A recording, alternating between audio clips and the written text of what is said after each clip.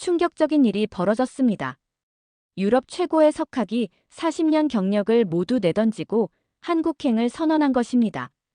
전 세계 언론은 그녀를 미친 학자라며 조롱했고 학계는 동양의 작은 나라에 현혹된 늙은 교수라며 비웃었어요. 심지어 노벨위원회 의장직까지 놓친 몰락한 여성이라는 모욕까지 당했죠.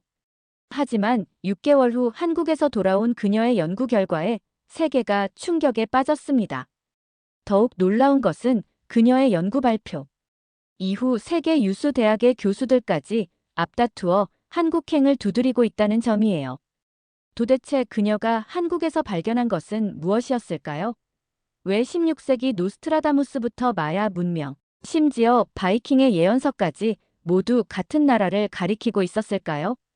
그리고 왜 유럽의 최고 권위자는 필사적으로 이 진실을 숨기려 했을까요? 지금부터 들려드릴 이야기는 단순한 성공 사례가 아닙니다. 인류 문명 5000년 역사상 가장 놀라운 발견에 관한 이야기예요. 저는 엘리사 크론입니다. 스웨덴 웁살라 대학교에서 과학철학을 가르치며 58년을 살아왔어요. 유럽 과학철학계에서는 나름 인정받는 학자였죠. 시스템 이론과 예언 문명 연구를 병행하며 20년을 보냈습니다. 하지만 제 인생을 완전히 뒤바꾼 사건이 일어났어요. 2024년 10월 15일 스톡홀름의 노벨위원회 건물. 그날은 의장직 후보 발표가 있던 날이었습니다. 20년간 준비해온 자리였어요. 유럽 전역에서 모인 석학들이 회의실을 가득 메웠죠. 제 심장은 빠르게 뛰고 있었습니다. 이번 의장직은 위원장이 입을 열었어요. 라르스 안데르손 교수에게 맡기기로 결정했습니다. 그 순간 세상이 무너지는 것 같았어요. 20년간 쌓아온 모든 노력이 한순간에 물거품이 되었습니다. 차가운 스톡홀름의 가을바람이 제 뺨을 때렸죠. 돌아오는 기차 안에서 문득 생각했습니다. 과연 제가 지금까지 걸어온 길이 맞는 걸까? 서구 중심적 사고에 갇혀 있었던 건 아닐까? 웁살라로 돌아온 저는 연구실 깊숙한 곳에 보관해두었던 오래된 예언서들을 꺼내들었어요. 마음이 복잡할 때마다 찾던 책들이었죠. 동서양의 고전들을 비교 연구하던 중 놀라운 공통점을 발견했습니다. 모든 예언서가 동방의 작은 나라를 언급하고 있었거든요. 16세기 노스트라다무스의 예언집에서는 해가 뜨는 곳에 작은 용이 세계를 이끌 것이다. 그들의 지혜가 서방의 오만을 깨뜨릴 것이라고 했습니다. 마야 달력에서는 동쪽 바다 너머의 지혜로운 민족이 새로운 시대를 열 것이라 기록되어 있었어요. 심지어 바이킹의 고대 예언서에서도 극동의 빛나는 땅에서 진정한 왕들이 나타날 것이라는 표현이 나타났죠. 더 놀라운 건 이집트의 피라미드 텍스트, 인도의 베다 경전, 심지어 아즈텍의 고대 문서에서도 비슷한 내용을 찾을 수 있었다는 점이에요. 시대도 다르고 지역도 다른 문명들이 어떻게 같은 지역을 가리키고 있을까? 모든 예언이 21세기를 그 시점으로 지목하고 있다는 것도 우연의 일치치곤 너무 정확했습니다. 며칠간 밤을 새우며 자료를 정리하던 중 우연히 본 CNN 뉴스 기사가 저를 더욱 놀라게 했어요. 한국의 AI 기술, 세계 최고 수준 달성이라는 제목이었죠. 기사 내용을 읽어내려가며 온몸에 전율이 흘렀습니다.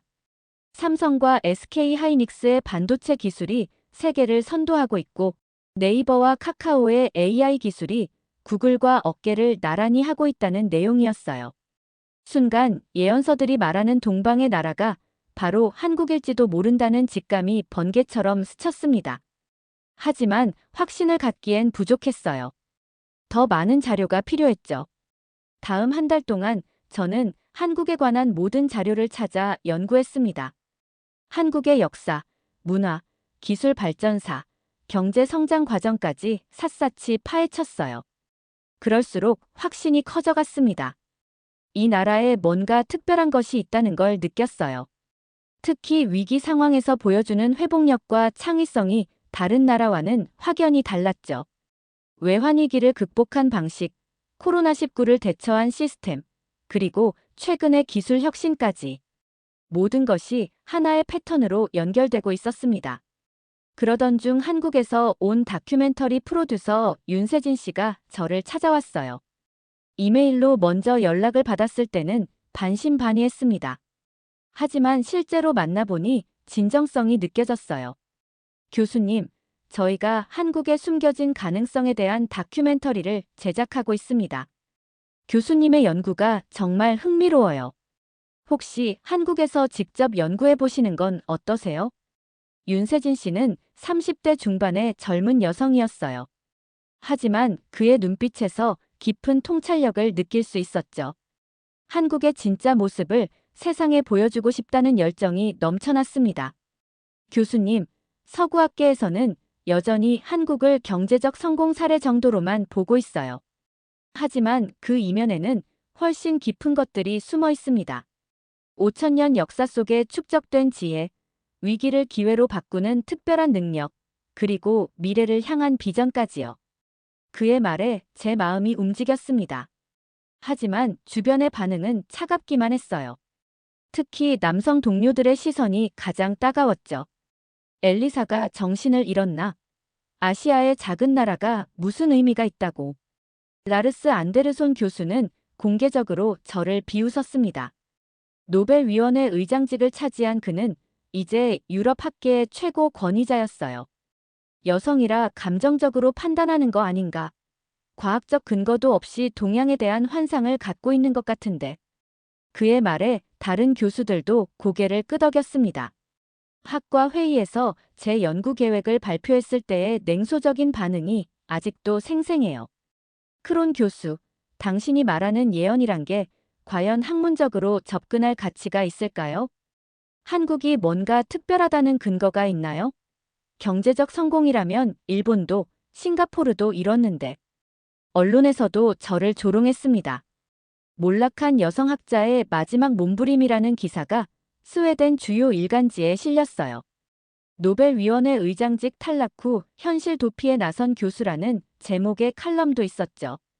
하지만 저는 굴복하지 않았습니다. 오히려 더욱 확신이 섰어요. 이런 편견과 고정관념이야말로 서구학계의 한계를 보여주는 것 아닐까? 400년간 이어져 온 서구 중심주의가 새로운 가능성을 보지 못하게 만드는 것 같았어요. 결국 저는 한국행을 결심했습니다.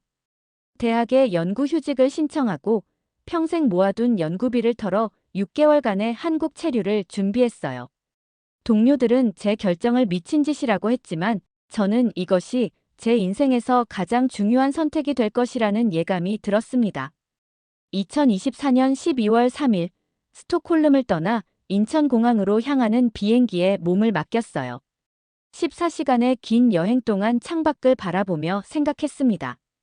과연 제가 옳은 선택을 한 걸까? 하지만 돌이킬 수는 없었어요. 인천공항에 도착한 순간 저는 완전히 다른 세계에 온 것 같았습니다. 공항 자체가 하나의 거대한 예술 작품 같았어요. 하지만 웅장함보다는 따뜻함이 먼저 느껴졌죠.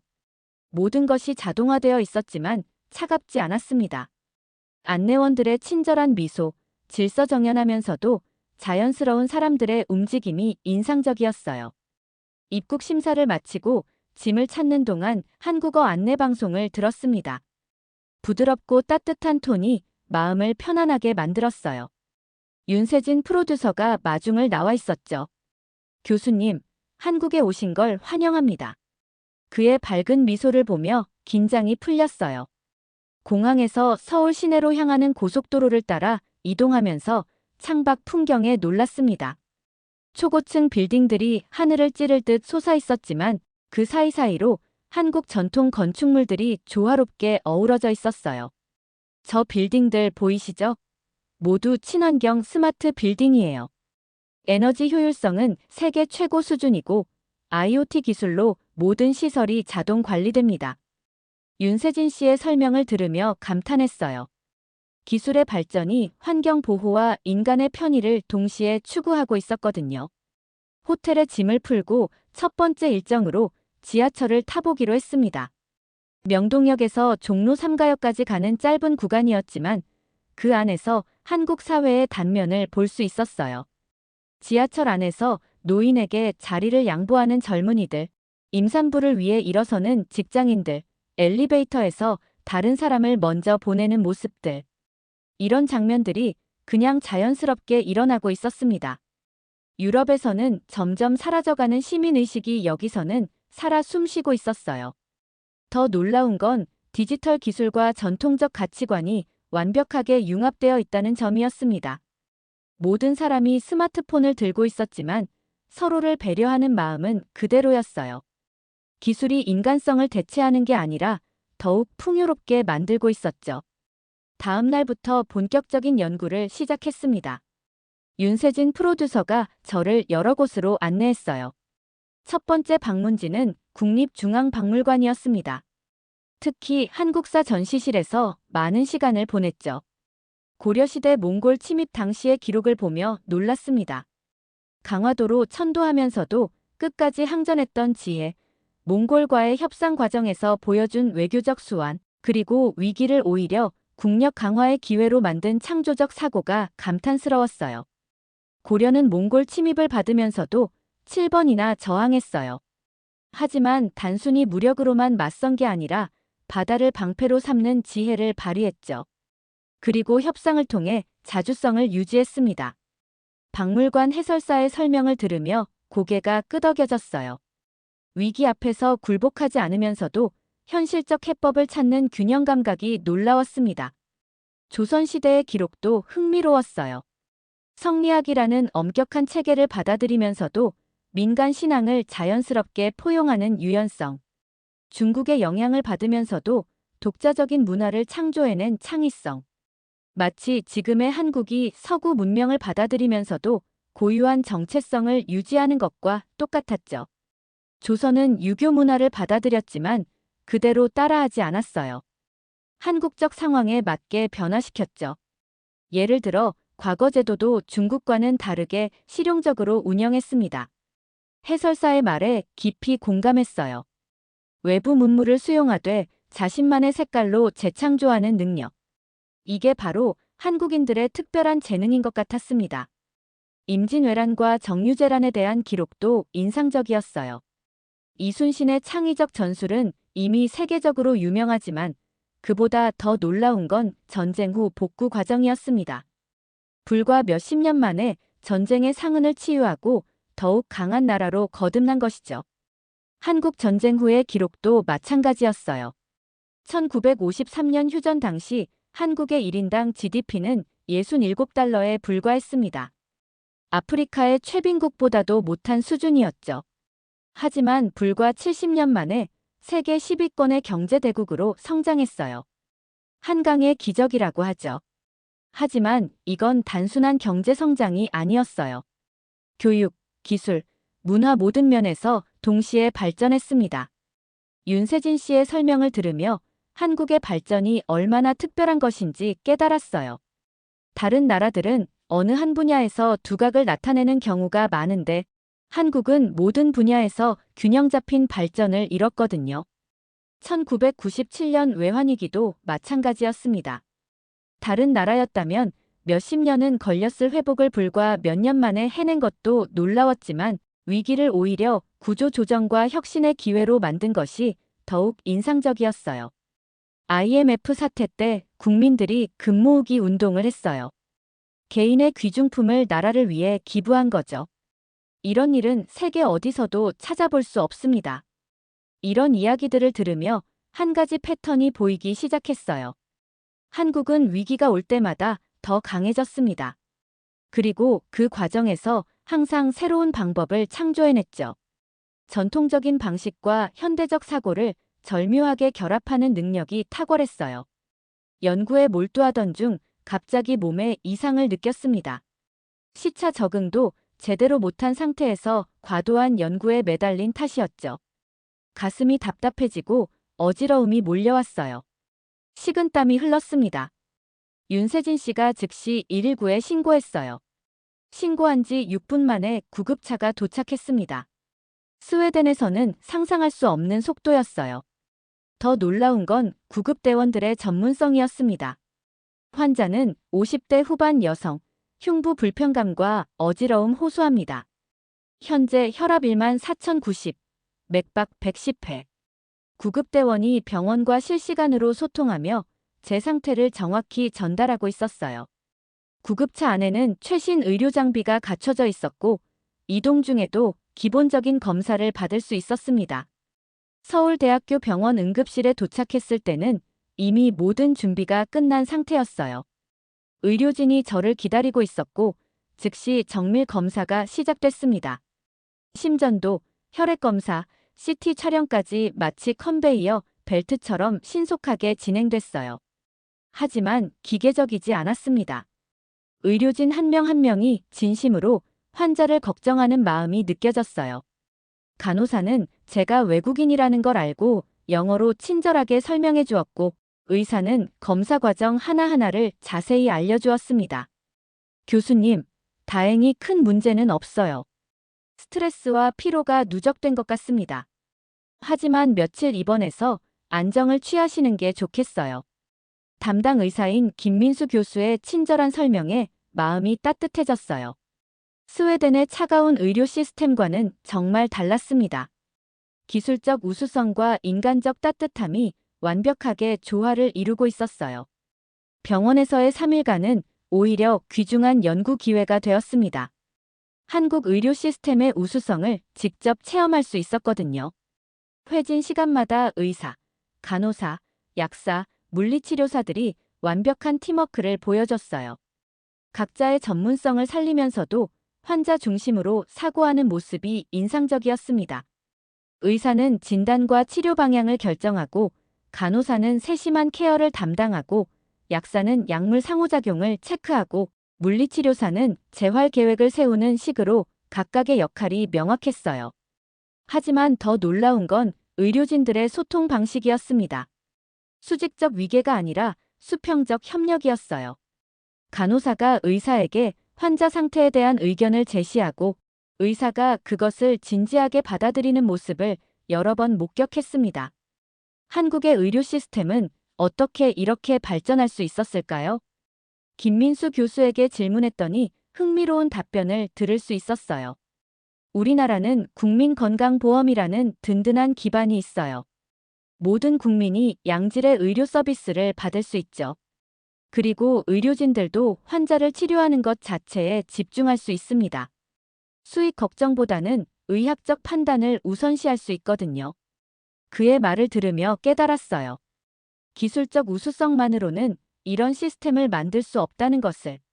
사회적 연대와 공동체 의식이 바탕에 있어야 가능한 일이었죠. 퇴원 후 의료비 청구서를 받고 또 한 번 놀랐습니다. 3일간 입원하며 받은 모든 검사와 치료비가 스웨덴의 3분의 1도 안 되는 금액이었어요. 건강보험의 혜택이었죠. 이게 어떻게 가능한 거예요? 윤세진 씨에게 물었더니 한국의 건강보험 시스템에 대해 자세히 설명해 주었어요. 전 국민이 의무적으로 가입하는 건강보험이 있어요. 보험료는 소득에 비례해서 내고 혜택은 모두가 똑같이 받습니다. 부자든 가난한 사람이든 같은 수준의 의료 서비스를 받을 수 있죠. 이런 시스템이 어떻게 만들어질 수 있었을까 생각해 보니 답이 보였어요. 한국인들의 특별한 능력이었습니다. 개인의 이익보다 공동체를 생각하는 마음, 새로운 것을 빠르게 받아들이는 수용성, 전통과 현대를 자연스럽게 융합하는 지혜. 이 모든 것이 하나의 시스템으로 작동하고 있었어요. 회복 후 본격적인 연구를 재개했습니다. 윤세진 씨가 한국의 AI 연구소 방문을 제안했어요. KAIST의 인공지능대 학원이었죠. 그곳에서 결정적인 발견을 하게 됩니다. 연구소에 도착한 그날, 마침 동남아시아의 한 국가에서 대규모 지진이 발생했다는 소식이 들어왔어요. 연구원들이 긴급하게 모여 무언가를 논의하고 있었습니다. 우리가 도울 수 있는 게 있을까요? 연구소장인 이재호 교수에게 물었더니 놀라운 장면을 보여주었어요. 연구원들이 과거의 자연재해 데이터를 AI로 분석하면서 동시에 현장에서 실시간으로 들어오는 새로운 정보들을 종합하고 있었거든요. 우리 AI 시스템은 과거 100년간의 지진 데이터를 학습했어요. 규모, 피해 양상, 효과적인 대응 방법까지 모든 걸 알고 있죠. 하지만 현장 상황은 항상 다르니까 실시간 데이터와 결합해서 최적의 해결책을 찾아내는 거예요. 연구원들의 작업 과정을 지켜보며 감탄했습니다. 컴퓨터가 과거 데이터를 분석하는 동안 인간은 현장의 미묘한 변화를 감지하고 직감적 판단을 내리고 있었어요. 그리고 이 둘이 완벽하게 결합되어 새로운 해결책을 만들어내고 있었죠. 보세요. AI가 제시한 기본 대응 방안이에요. 하지만 현지 문화와 지형 특성을 고려하면 이 부분은 수정해야 해요. 한 연구원이 AI의 분석 결과를 보며 추가 의견을 제시했어요. 기계의 정확성과 인간의 직관이 서로를 보완하며 더 나은 결과를 만들어내는 모습이었습니다. 30분 만에 완성된 재해 대응 매뉴얼은 곧바로 현지 구조대에 전송됐어요. 며칠 후 현지에서 보내온 보고서를 보니 한국의 조언이 큰 도움이 되었다는 내용이 있었죠. 이런 광경을 지켜보면서 제 머릿속에서 퍼즐이 맞춰지기 시작했습니다. 한국은 이미 과거와 현재, 그리고 미래를 하나로 연결하는 새로운 차원의 문제 해결 방식을 터득하고 있었어요. 전통적 지혜와 첨단 기술의 융합, 개인의 창의성과 집단의 협력이 만들어내는 시너지 효과를 직접 목격한 거죠. 다음 주에는 삼성전자의 화성 반도체 공장을 방문했습니다. 세계 최첨단 기술이 집약된 곳이었어요. 공장 내부에 들어서자마자 압도적인 규모의 입이 떡 벌어졌습니다. 축구장 수십 개를 합친 크기의 클린룸에서 수만 명의 직원들이 정교한 작업을 하고 있었어요. 그런데 제가 도착한 날 생산 라인에 갑작스러운 문제가 발생했습니다. 핵심 장비 중 하나에서 예상치 못한 오류가 감지된 거예요. 유럽이었다면 아마 생산이 전면 중단되고 긴급 회의가 소집됐을 겁니다. 하지만 이곳은 달랐어요. 현장 직원부터 엔지니어, 관리자까지 모두가 마치 하나의 생명체처럼 움직이기 시작했습니다. 누군가 지시하지 않았는데도 각자 자기 위치에서 할 수 있는 최선의 대응을 하고 있었어요. 놀랍게도 15분 만에 문제가 해결됐습니다. 어떻게 이렇게 빨리 해결할 수 있었나요?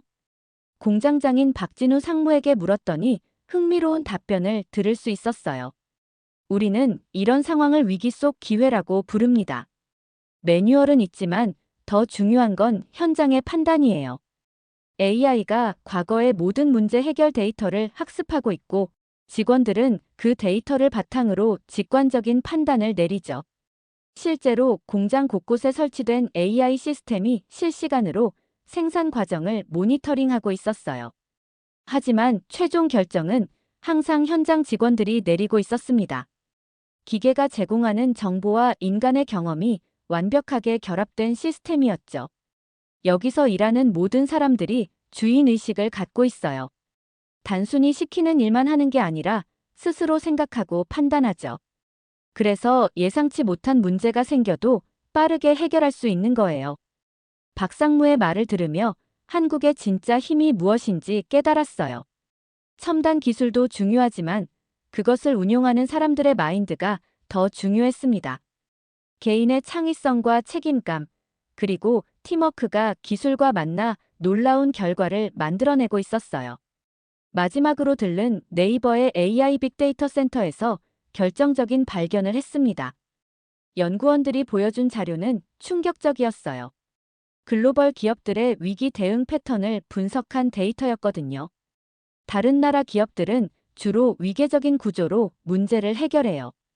위에서 결정하면 아래서 실행하는 방식이죠. 하지만 한국 기업들은 다릅니다. 화면에 나타난 그래프를 보니 확연한 차이가 보였어요. 서구 기업들은 피라미드 형태의 의사결정 구조를 갖고 있는 반면 한국 기업들은 마치 뇌의 뉴런처럼 모든 구성원이 동시에 반응하고 있었습니다. 한국 사람들은 위기 상황에서 자발적으로 협력하는 경향이 강해요. 누가 시키지 않아도 각자가 할 수 있는 최선을 다하죠. 이런 문화적 특성이 기업 운영에도 그대로 반영되는 거예요. 연구원의 설명을 들으며 그제야 모든 퍼즐이 맞춰지는 순간이었습니다. 한국은 단순히 기술이 발달한 나라가 아니었어요. 이곳은 인류 역사상 처음으로 진정한 집단지성을 실현해가고 있는 곳이었습니다. 하지만 제가 이런 놀라운 발견을 정리하고 있던 중 유럽에서 충격적인 소식이 날아왔습니다. 라르스 안데르손 교수가 주요 학술지에 제 연구를 정면 비판하는 논문을 발표한 것이었어요. 한국의 발전은 단순한 경제적 성공일 뿐이다. 이를 예언이나 문명사적 관점과 연결짓는 것은 학문적 타락이며 과학적 근거가 전혀 없는 감상적 해석에 불과하다. 라르스의 논문은 매우 치밀했어요. 제가 한국에서 수집한 데이터 중 일부를 인용하면서도 완전히 다른 결론을 내리고 있었죠. 40년간 존경해왔던 선배의 이런 공격에 처음엔 당황했습니다. 하지만 곧 그 이유를 알게 됐어요. 윤세진 씨가 도움을 주어 조사해보니 라르스도 20년 전 비슷한 연구를 시도했다가 실패한 경험이 있었거든요. 당시 그는 일본을 대상으로 연구했다가 결과를 얻지 못하고 포기했던 거죠. 라르스 교수가 제 연구를 방해하는 이유가 뭘까요? 윤세진 씨에게 물었더니 예상치 못한 답변을 들었어요. 질투일 수도 있어요. 자신이 실패한 연구를 교수님이 성공시킬까봐 두려워하는 거 아닐까요? 특히 여성이, 그것도 자신보다 젊은 연구자가 성과를 내는 걸 견디지 못하는 것 같아요. 그의 말에 뭔가 씁쓸한 감정이 들었어요. 학문의 세계에서도 이런 편견과 질투가 존재한다는 사실이 안타까웠죠. 더 조사해보니 충격적인 사실들이 하나둘 드러났습니다. 라르스와 그의 연구팀이 조직적으로 제 연구를 방해하고 있었던 거예요. 제가 한국에서 수집한 데이터의 일부가 유출된 흔적이 있었고, 심지어 일부는 의도적으로 조작되어 유럽 학계에 퍼지고 있었습니다. 이건 명백한 연구 부정행위예요. 어떻게 대응해야 할까요? 윤세진 씨와 상의하던 중 한국의 젊은 연구자들이 자발적으로 나서기 시작했어요. KAIST, 서울대, 연세대의 대학원생들과 젊은 교수들이 제 연구를 돕겠다고 나선 거죠. 교수님의 연구가 우리나라에 대한 편견을 깨는데 도움이 될 것 같아요. 저희가 할 수 있는 건 뭐든 도와드리겠습니다. 이들의 자발적인 협력 정신을 보며 또 다른 감동을 받았습니다. 개인의 이익보다 공동의 목표를 위해 힘을 모으는 집단지성. 이게 바로 예언서들이 말하는 동방의 지혜였어요. 한 달 동안 이들과 함께 집중적인 연구를 진행했습니다. 라르스의 조작을 입증할 수 있는 증거들을 하나씩 찾아냈어요. 하지만 그들은 한국의 기술력을 완전히 과소평가했습니다. 한국의 연구기관들은 이미 모든 데이터를 블록체인 기술로 보호하고 있었어요. 언제 누가 어떤 데이터에 접근했는지, 그리고 그 데이터가 조작됐는지 여부까지 완벽하게 추적할 수 있었죠. 보세요. 이 데이터는 분명히 조작된 거예요. 원본과 비교해보면 핵심 수치가 바뀌어 있어요. AI 분석 시스템은 원본 데이터와 조작된 데이터의 차이를 0.1% 단위까지 정확히 찾아냈습니다. 라르스의 조작 시도는 이 첨단 기술 앞에서 하나둘 실체가 드러나기 시작했어요. 더 놀라운 건 한국의 정보보안 기술이었습니다. 라르스가 해킹을 시도한 흔적까지 모두 기록되어 있었거든요. 사이버 보안 전문가들이 실시간으로 모니터링하고 있었고 의심스러운 접근은 즉시 차단되고 있었어요. 한국의 사이버 보안 기술은 세계 최고 수준이에요. 특히 중요한 연구 데이터는 다중 보안 시스템으로 보호하고 있죠. 네이버의 보안 담당자가 설명해 주었는데 그 치밀함에 감탄할 수밖에 없었어요. 기술력뿐만 아니라 보안 의식도 최고 수준이었습니다. 결정적인 증거가 확보됐을 때 저는 확신했어요. 이제 세상에 진실을 알릴 때가 왔다고 말이죠. 하지만 단순히 라르스의 부정행위를 폭로하는 것이 목적은 아니었습니다. 한국이 보여준 새로운 가능성을 세상에 알리는 것이 더 중요했어요. 2025년 3월 15일 스톡홀름에서 열린 유럽 과학철학회 정기 학술대회. 저는 이 자리에서 6개월간의 연구 결과를 발표하기로 했습니다. 제목은 동방에서 깨어난 새로운 문명 한국이 보여주는 인류의 미래였어요. 발표 당일 대강당은 유럽 전역에서 모인 학자들로 가득 찼습니다. 라르스도 앞자리에 앉아 있었어요. 그의 표정에서 긴장감이 느껴졌습니다. 존경하는 동료 여러분, 저는 지난 6개월간 한국에서 놀라운 것들을 발견했습니다. 첫 번째 슬라이드부터 청중들의 관심이 집중됐어요. 한국의 AI 기술, 의료 시스템, 기업 문화에 대한 구체적인 데이터들을 하나씩 제시했습니다. 이것은 단순한 경제적 성공이 아닙니다. 완전히 새로운 형태의 문명이 등장하고 있는 거예요. 한국의 집단지성에 대한 분석 결과를 발표하자 청중들 사이에서 웅성거림이 일어났어요. 지금까지 본 적 없는 새로운 개념이었거든요. 한국 사람들은 위기 상황에서 자발적으로 협력합니다. 누가 시키지 않아도 각자가 할 수 있는 최선을 다하죠. 이런 문화가 첨단 기술과 결합되면서 놀라운 시너지를 만들어내고 있어요. 하지만 발표의 하이라이트는 따로 있었습니다. 라르스의 연구 방해와 데이터 조작에 대한 증거를 공개하는 순간이었어요. 그런데 이런 연구를 진행하는 과정에서 안타까운 일이 있었습니다. 화면에 라르스의 조작된 데이터와 원본 데이터를 비교한 자료가 나타났어요. 차이점이 한눈에 보였습니다. 누군가 제 연구 데이터를 의도적으로 조작해서 유포했습니다. 그리고 그 배후에는 청중석에 앉아있던 라르스의 얼굴이 창백해져 갔어요. 40년간 쌓아온 그의 명성이 순식간에 무너져 내리는 순간이었습니다. 하지만 저는 개인적인 복수에 매달리지 않았어요. 대신 더 중요한 메시지를 전달했습니다. 이런 일이 일어난 이유는 우리가 아직도 서구 중심적 사고에 갇혀 있기 때문입니다. 새로운 가능성을 인정하지 못하고 편견과 고정관념에 사로잡혀 있는 거예요. 발표가 끝나자 청중들은 기립박수를 보냈습니다. 라르스는 중간에 자리를 떠났어요. 하지만 이건 단순한 개인의 몰락이 아니었습니다. 구시대 서구 중심주의의 종말이었죠. 그날 이후 세계가 바뀌기 시작했습니다. 한국을 바라보는 시각이 완전히 달라졌어요. 더 이상 단순한 경제 성공 사례가 아니라 새로운 문명의 가능성으로 인식되기 시작한 거죠. 하버드, 옥스퍼드, 소르본 등 세계 유수의 대학들이 앞다투어 한국학 연구소를 설립했습니다. 구글, 마이크로소프트, 애플 같은 글로벌 기업들은 한국의 협업 시스템을 배우려고 했어요. 언론의 반응도 폭발적이었습니다. 동방에서 깨어난 새로운 문명이라는 제목의 기사들이 전 세계 주요 언론에 실렸어요.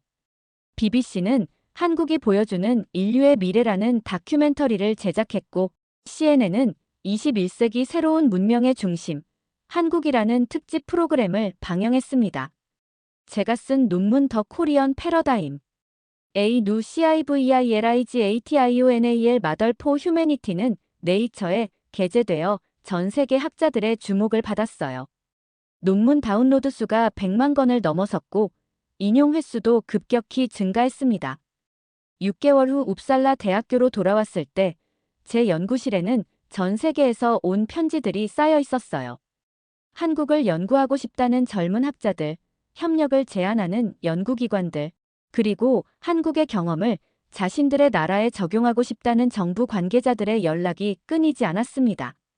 특히 인상 깊었던 건 아프리카와 남미의 개발도상국들의 관심이었어요. 그들은 한국의 발전 모델을 배워서 자신들의 나라에 적용하고 싶어 했습니다. 한국이 어떻게 짧은 시간에 이런 발전을 이룰 수 있었나요? 우리도 그런 기적을 만들 수 있을까요? 이런 질문들을 받을 때마다 저는 한국에서 본 것들을 떠올렸어요. 기술력도 중요하지만 더 중요한 건 사람들의 마음가짐이었습니다. 공동체를 위한 희생정신, 새로운 것을 받아들이는 열린 마음, 그리고 전통과 현대를 조화시키는 지혜 말이죠. 지금 저는 코리언 스터디즈라는 새로운 학문 분야를 개척하고 있어요. 한국의 발전 모델을 체계적으로 연구해서 다른 나라들에 적용할 수 있는 방법을 찾는 거죠. 이미 20여 개국에서 이런 연구에 참여하고 싶다는 의사를 표명했습니다. 라르스는 학계에서 완전히 매장됐어요. 노벨위원회 의장직에서도 물러났고 대학에서도 명예퇴직을 종용받았습니다. 하지만 저는 그에게 원한을 품지 않아요. 오히려 안타까운 마음이 더 큽니다. 편견과 질투에 사로잡혀 진실을 보지 못한 것이 그의 비극이었으니까요. 돌이켜보면 제가 한국에서 발견한 것은 단순한 경제적 성공이나 기술의 발전이 아니었습니다. 그것은 인류가 나아가야 할 새로운 방향이었어요. 기술과 인간성의 조화, 전통과 혁신의 균형, 개인과 공동체의 상생. 이것이야말로 우리 모두가 찾던 답이었습니다. 예언서들이 말한 동방의 나라에서 새로운 시대가 열리고 있어요. 한국이 보여준 새로운 문명 모델은 이제 전 세계의 희망이 되었습니다. 그리고 저는 그 역사적 순간을 직접 목격한 증인이 되었어요. 매일 한국에서 들려오는 소식들을 들으며 가슴이 뛰어요. 새로운 기술 혁신, 사회 문제 해결 방안, 그리고 세계 평화를 위한 노력들까지. 한국은 계속해서 인류의 미래를 만들어가고 있습니다. 지난주에는 한국 정부에서 저를 명예 고문으로 위촉했다는 소식을 들었어요. 한국의 경험을 다른 나라들과 공유하는 프로젝트에 참여해달라는 요청이었죠. 물론 기꺼이 받아들였습니다.